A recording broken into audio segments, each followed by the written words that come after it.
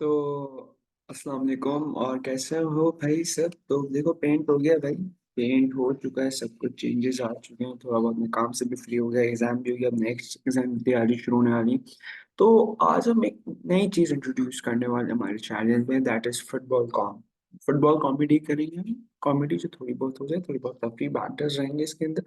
पर वीक में हम नोटिसेबल न्यूज़, जो नोटिसेबल न्यूज़ आती है क्लब्स के हिसाब से वो, और कोई नोटिसेबल मैचेस होंगे जिसमें पीएसजी का मैच तो होगा ही क्योंकि बायसेंस बहुत है भाई, वो सब हम इंक्लूड करेंगे। तो आज की फुटबॉल कॉम के फर्स्ट एपिसोड में हम डिस्कस करेंगे जो मैनेजर्स का जुम्मा बाजार लगा हुआ है यूरोप के अंदर।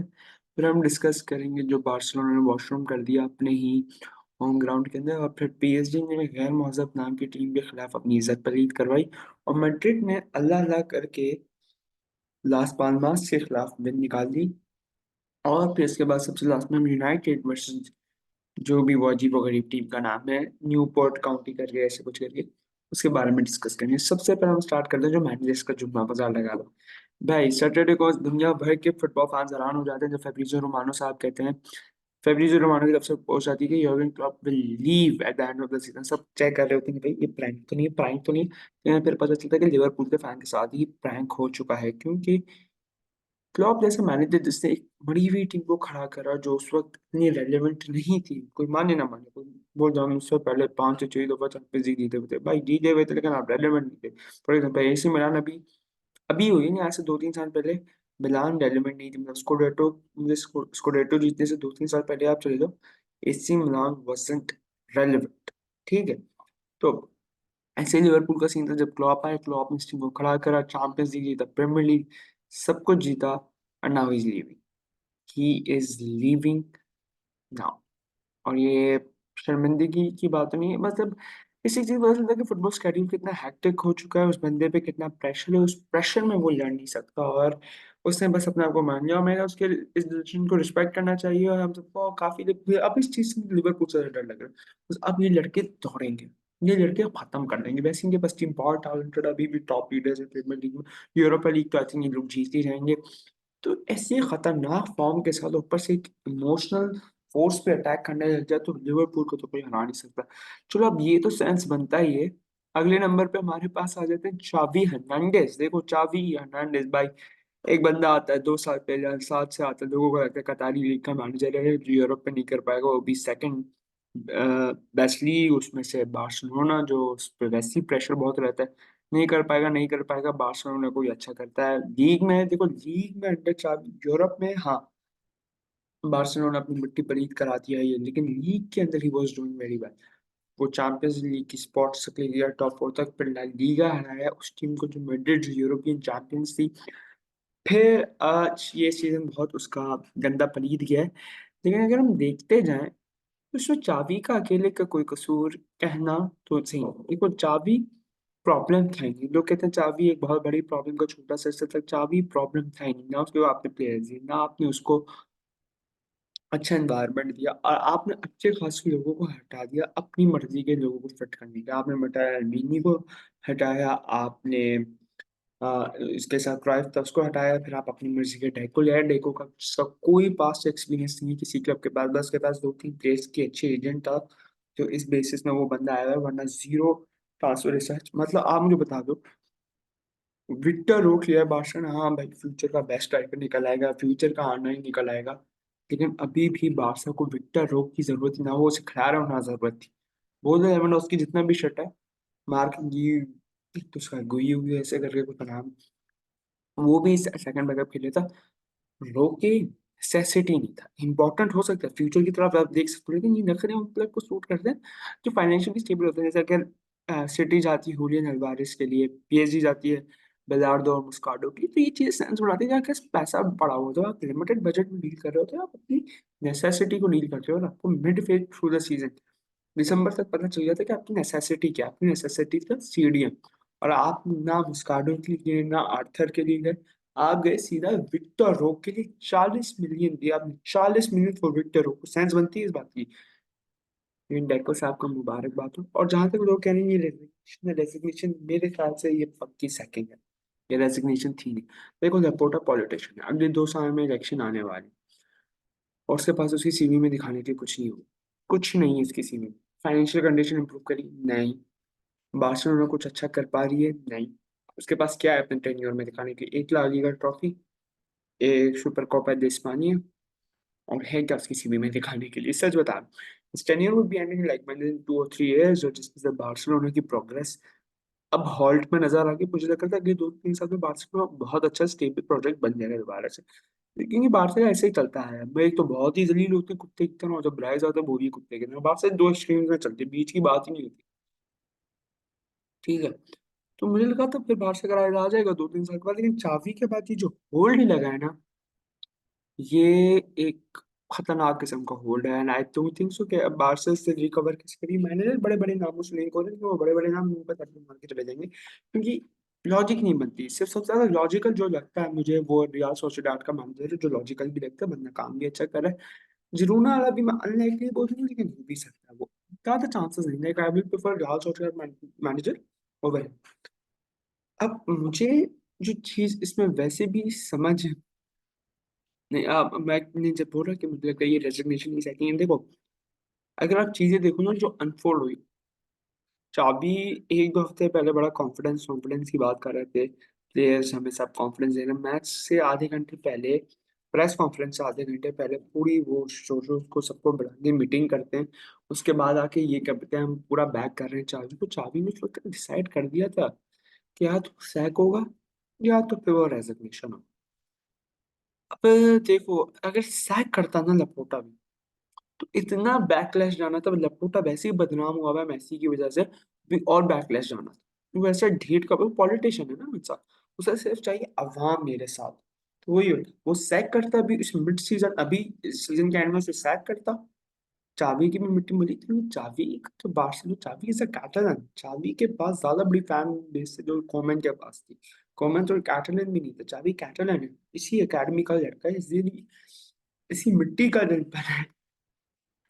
तो इसको अभी सेट करता तो बड़ी इसकी जरूरत होनी थी, और ये पक्का अगला इलेक्शन हार जाता। ठीक है, मैं इसकी सीवी में दिखाने की कोशिश, पर क्लब लाइक बार्सिलोना सिर्फ एक La Liga title isn't enough. देखो एक रियलिटी है, सही बात, एक रियलिटी मान।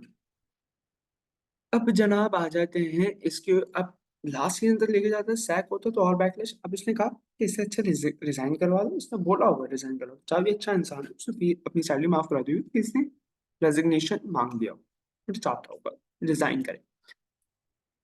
अब इस वजह से मुझे लगता है ये रेजिग्नेशन ही जान बुझ के सैकिंग करवाई गई है चावी हर्नांडिस की।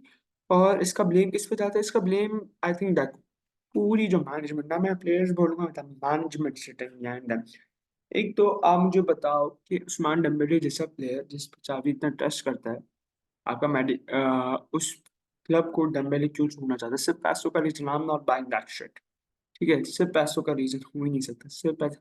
तो लोग पहले से इतने अमीर तरीन आदमी, पैसों का सिर्फ रीजन नहीं हो सकता। ठीक है, दूसरा आपका मेडिकल डिपार्टमेंट कैसे? पैदरी को आपने रीस जेम्स बना के रख दिया, 10 मिनट खेलने आता है, 2 मिनट जैसे दोबारा इंजर्ड हो जाता है। ठीक है, डिफेंस में आपके फुल बैक्स कहाँ गए? आपके पुअर ट्रांसफर डिसीजंस ने, आपने प्रायोरिटी से हट के साइनिंग्स करी हैं भर भर के। आप 35 साल का लेवेंडोस्की ले रहे हो, वो लेके आ रहे हो। आप शॉर्ट टर्म सोल्यूशन, आपके पास अच्छा खासा ओबामियांग था, आपने उसकी जगह लेवेंडोस्की रखी। हाँ, नाम बड़ा अच्छा लगता है, सुनने में बड़ा अच्छा लगता है ओबामियांग और लेवेंडोस्की, एवरीवन चूज लेवेंडोस्की, लेकिन मैं उस चीज को तब डिस्टर्ब करूँ जब वो प्रॉब्लम। ओबामियांग प्रॉब्लम नहीं था, ओबामियांग परफॉर्म कर रहा था, आप खिला लेते 1-2 सीजन, और उसके साथ भी आप ला लीगा जीत जाते। आपकी प्रॉब्लम थी जब आपको पता था कि सर्जियो बुस्केट्स जैसा स्टेडियम आपको छोड़ के जा रहा है, एक प्रॉपर यंग स्टेडियम के लिए जाते हैं। आर्थर विमालिन से 25 मिलियन का गया है एटलेटिक, सिर्फ 25 मिलियन स्टील। आर्थर को छोड़ के आपके पास ये अपना मुस्काडो, अल्लाह का शुक्र हमारे पास आ गया, सिर्फ 20 मिलियन का खरीदा है पीएसजी ने। आपकी ट्रांसफर मैनेजमेंट, आपके लोग कहाँ थे? सिर्फ लिवरपूल करते जा रहे थे। देखो मेरे ख्याल से तो लेपोर्टा को फर्स्ट प्लेस में प्रेजेंट बनना ही नहीं चाहिए था, क्योंकि बंदा बीच में मुंह उठा के आ गया था, कि उसका तो कोई प्लान नहीं था, बीच में मुंह उठा के आ गया था। जिसका प्लान था उसको हटा दिया।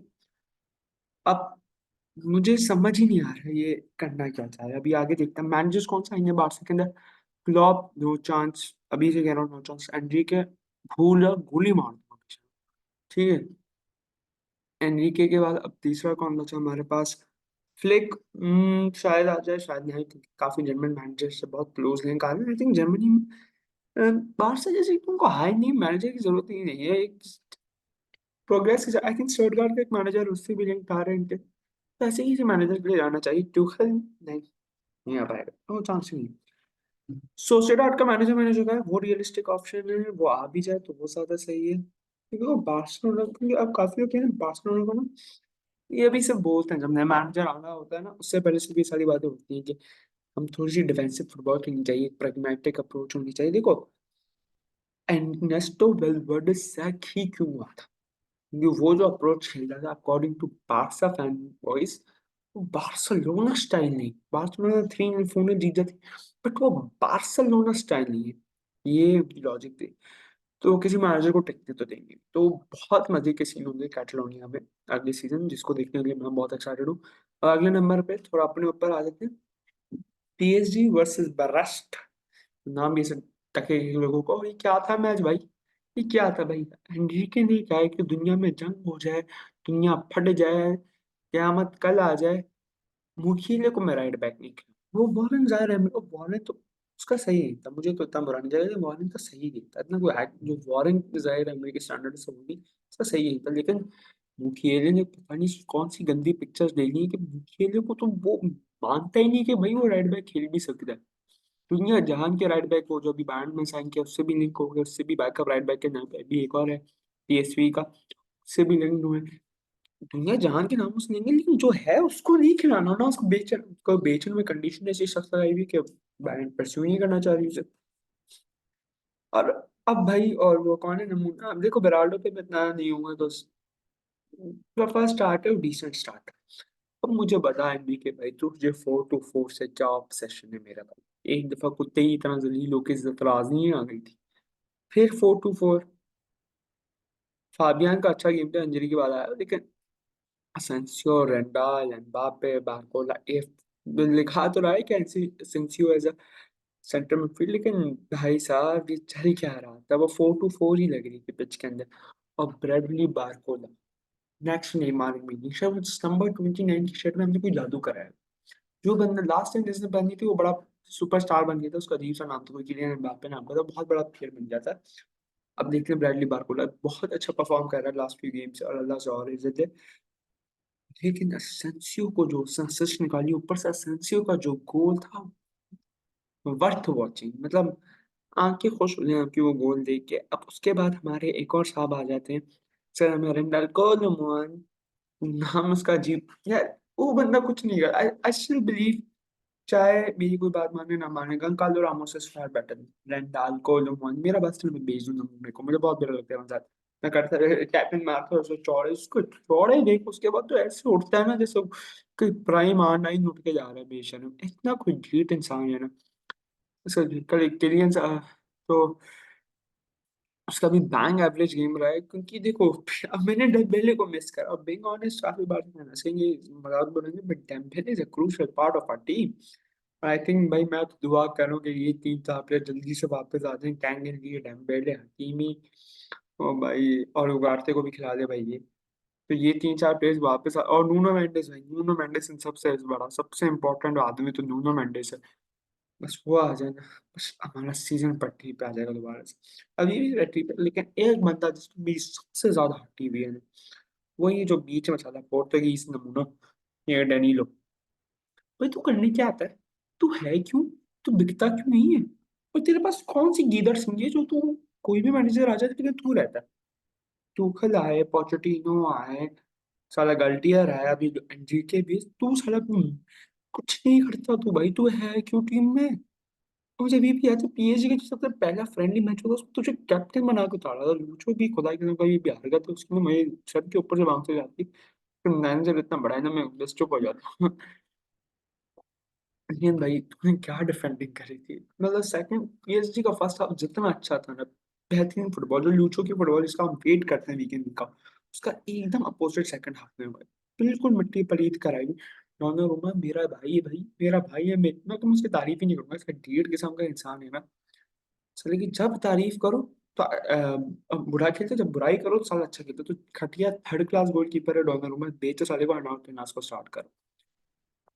अब अपनी टीम के आरआर करने के बाद हम बात करते हैं बार्सिलोना ने। बार्सिलोना ने भाई, एक तो मुझे एक चीज समझाओ, ये क्या मनुष्य थे मेरे और बार्सिलोना के बीच में। जब मैं इनका मैच नहीं देख रहा होता ना, तो साले हार रहे होते। जब मैं देखने बैठा तो कम बैक मार, फिर मैंने मैच बंद कर दिया इनका, चलो ना फिर मैच जीत गए और हार गए। 2 गोल खा लिए, 3-2 के बाद मैंने बंद कर दिया, 5-3 हो गया।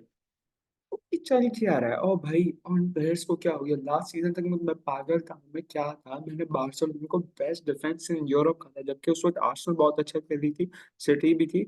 उस वक्त मैंने कहा था बार्सिलोना की डिफेंस बेस्ट डिफेंस यूरोप में, स्पेन नहीं यूरोप। ये रहा रोलो, भाई ter स्टेगन और बुस्केट्स के ऊपर ये टीम इतना डिपेंडेंट थी कि पूरी डिफेंस डिस्पर्स हो गई। लो लेवल की थर्ड क्लास मिस्टेक्स हो रही, जो मैं इस लेवल पे एक्सपेक्ट नहीं करता बार्सिलोना के प्लेयर से। ठीक है, तो इन चीज़ों में भी बात करनी चाहिए हमें। ठीक है कि क्या मजाक और क्या नंगा नाच चल रहा है इधर। और वही मुझे बता जावा, तू क्या चाहता क्या है? तू करना क्या चाहता भाई? तू बैठ जाना, तू बोल दे भाई मैं क्लब छोड़ के जा रहा हूँ भाई, चाबी तू ना जा। हद से हद थर्ड क्लास परफॉर्मेंसेज आ रही है उसकी तरफ। और जुआओ फिलिक्स तो मूवमेंट का प्लेयर है, वो जब चली जाए तो चांद तक वरना शाम तक। फेरान टोरेस पता नहीं जनाब कहाँ गए थे। गुंडोगान उस टीम में एक वाहिद रोशनी। और पैदरी, पैदरी बस यार सही है यार, देखो इंजरी इंजर्ड था, इट्स ओके, लेकिन अब मुझे पता चल बाहर, और जमाल अच्छा खेला है। देखो, अब बार्सिलोना का मसला पता है क्या? वो एक फैन, एक बंदे की वजह से वो फैन बेस एग्जिस्ट करती है, तो वो इंडिविजुअल ब्रिलियंस पे ही हमेशा एक्सपेक्ट करता है। बार्सिलोना को चाहिए हमेशा इंडिविजुअल ब्रिलियंस, उनको हमेशा चाहिए कोई मैसी जैसा आगे उनको मैच जितवा दे, कोई इंडिविजुअल ब्रिलियंस हो तो वो उसे सेलिब्रेट करते हैं। ठीक है, और उसको वर्ल्ड का बेस्ट प्लेयर, वर्ल्ड का बेस्ट विंगर, ये सब के नाम देते जाएंगे। बार्सिलोना कभी एक सिस्टम में आना ही नहीं चाहती, ये फैन बेस नहीं आनी चाहती, बार्सा आना चाहती है, फैन बेस नहीं आना चाहती। तो ये फैन बेस के कीड़े हो भाई, और इंडिया की पेन। भाई अल्लाह का शुक्र, तो कहेगा अल्लाह का शुक्र हमने नौ टेनास ले लिया। इतनी खुशी मुझे आज तहनास आ गया भाई। लेकिन अपने होम में 5 गोल खाना शर्म की बात, और वो भी उस मैनेजर के खिलाफ जिसकी मेजरली टैक्टिक्स फ्री डिफेंसिव मर्सली कभी भी अपनी अटैकिंग फुटबॉल की नहीं माना जाता, वो अपनी डिफेंसिव फुटबॉल के लिए जाता है। उस टीम के खिलाफ 5 गोल खाना एक शेमफुल बात है, और इसी थर्ड क्लास लेवल मिस्टेक्स तो एक बार्सिलोना के प्लेयर नहीं हुआ। अराउjo से लेके कुंडे से लेके सब ने अपनी मिट्टी पर ईद कराई है मैचेस। और फॉर्मर पीएसजी प्लेयर गोंकालो गुएडेस ने भी गोल मारा, वो अच्छा गोल था, मुझे देखने में मजा आया। अब हम बात करते हैं मैड्रिड वर्सेस लास पाल्मास, जो ला लीगा के रेफरीज की फेवरेट टीम है मैड्रिड। देखो लास पाल्मास खेलती है फॉर्मर बार्सिलोना एथलेटिका मैनेजर के साथ, अब वो बहुत टेलेंटेड नाम है उसका, बहुत अच्छी फुटबॉल खिला रहा है लास पाल्मास को। लेकिन लास पाल्मास इसी साल प्रमोट हुई है, सब बहुत अच्छा कर गया, आई थिंक टॉप हाफ के 13 से 10th के बीच में ही रहती है वो टीम ला लीगा के, और बहुत अच्छा करी है साल, और देखने में मजा आ रहा है उन्हें। लेकिन मैड्रिड का तो सही सेट सीन है भाई, 11 बजे गेम को मुश्किल बनाते खत्म कर दिया करो भाई। आपको ना रेफरी कुछ बोलने वाला है, रोटी को मुंह पे थप्पड़ मारा है, और रेफरी बीच में आके बोल रहा है कि वो रेड कार्ड है। हाफ टाइम में उसने नाचो को बोला ये रेड कार्ड है, रेड कार्ड दिया नहीं सर। पता नहीं ये क्या मजाक चल रहा है इस लीग के अंदर, बोल दो सब मैड्रिड को उठा के देनी है ट्रॉफी।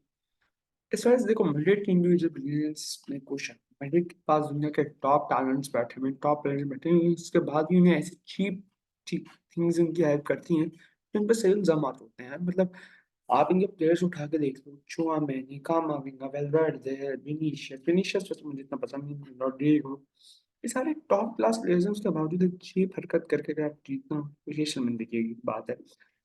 तो मेरे ख्याल से ये मैच मैड्रिड ने बस, विनीशियस का एक डिसेंट गेम था, एक अच्छा गोल आ गया उसका, बाकी उस गेम में इतना कुछ था नहीं, लाइक इट वाज वो मैड्रिड गई था, मतलब बहुत थर्ड क्लास गेम जा रहा है, पर साइड में विन निकाल।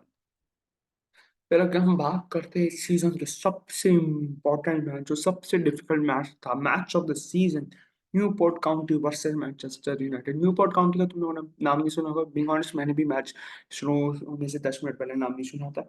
ये इंग्लिश प्रीमियर लीग का चैंपियनशिप, लीग 1, लीग 2, सबसे जो नीचे का डिवीजन है प्रोफेशनल फुटबॉल का, उसके भी बॉटम हाफ के करीब ही रहती है। ठीक है? तो ये जनाब ये टीम खेलती है, उससे यूनाइटेड ने 2-2 का लिया था एक्सचेंज में, और 4-2। और ये यूनाइटेड की फर्स्ट टीम डिफेंस थी। वरान उठा लो, मार्टिनेज उठा लो, शॉ उठा लो, जिनको डालो भी खेला था। फर्स्ट टीम डिफेंस इसमें यूनाइटेड का सीजन डिपेंडेंट है। उसने 2 गोल खा लिए थे न्यूपोर्ट काउंटी से। और भाई अटैक में तो एंटनी ने अपने एक तो बहुत थर्ड क्लास ली। चलो गोल तो उसने अपना तुक्के में मार दिया टैपिंग पे, लेकिन वो असिस्ट उसकी थी, लेकिन यूनाइटेड में कोई जान नहीं दिख रही। जो आई थिंक बहुत स्ट्रगल कर रहा था। Kobbie Mainoo is the one they could look up to. Kobbie Mainoo और रास्मुस हॉयलैंड भी कुछ ढंग के प्लेयर्स हैं, और else I don't think so कि इस टीम में इतना पोटेंशियल है। ये हर किसी ने अपनी मिट्टी पलीत कर रही है। वरान साहब का खेलने का मूड नहीं रहा, मिडफील्ड इनकी सही लगी, लेकिन वरान साहब तो मुझे लग रहा है आज इत्तेहाद जा रहे हैं। ठीक है, मार्टिनेज को पता नहीं क्या हो गया। शॉ तो मुझे कभी ढंग का डिफेंडर ही लगा नहीं, वो तो पता नहीं से मुंह काला कराना आता है अपने पिच में। एंटनी तो भाई ऐसे सेलिब्रेट कर रहा है, जब मैं तो कह रहा हूँ अगर ये ऐसे सेलिब्रेट कर रहे हैं न्यूपोर्ट काउंटी का जैसे चैंपियंस लीग में अगर गोल मार दी तो पागल ही हो जाएगा। रास्मुस वाज गुड, लेकिन बहुत ही थर्ड क्लास अप्रोच रही है एरिक टेन हैग की इस गेम के अंदर। और प्लेयर्स की स्पेशली उस प्लेयर्स ने वो रिस्पॉन्स नहीं दिखाया जो मैनेजर उस पर ट्रस्ट दिखा रहे हैं। तो आई होप ये चीज़ें चेंज हों और हम आगे अच्छा करना चाहिए। थोड़ा लंबा एपिसोड हो गया, तो हम I know it's first time आ रही है, ऊपर वाला और आसानी करे, इसमें इम्प्रूवमेंट करती जाएगी। और आप लोगों की दुआएं चाहिए कि हम फुटबॉल कॉम को आगे तक लेके चलें। तो थैंक यू एंड अल्लाह हाफिज़।